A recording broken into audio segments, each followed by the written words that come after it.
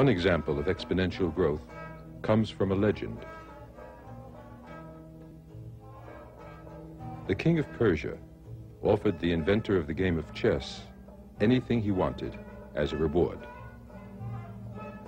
The reward requested was 1 grain of wheat for the first square on a chessboard, 2 grains for the second, 4 for the third, 8, 16, and so on, doubling for each square.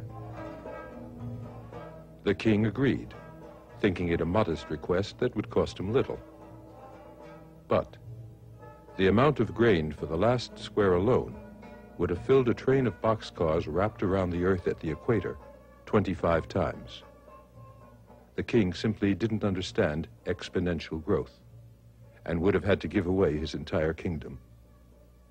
The reason we're so easily deceived and subsequently astonished by exponential growth is because at first the increases seem very small and sustainable. After all, quantities can double hundreds, maybe thousands of times before they become significant.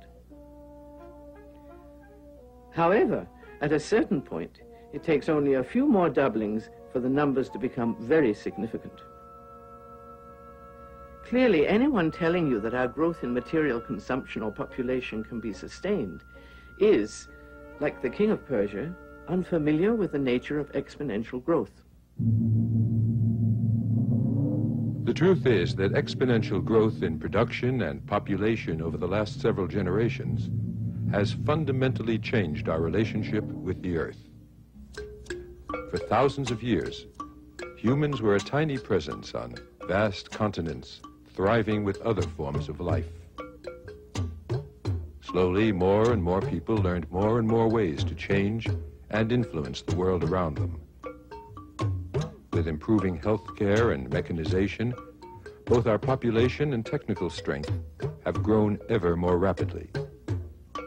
The last 30 years, single decades, have seen more growth and more consumption than have previous centuries and even millennia. Today, we influence practically everything on Earth, even the life processes on which we depend.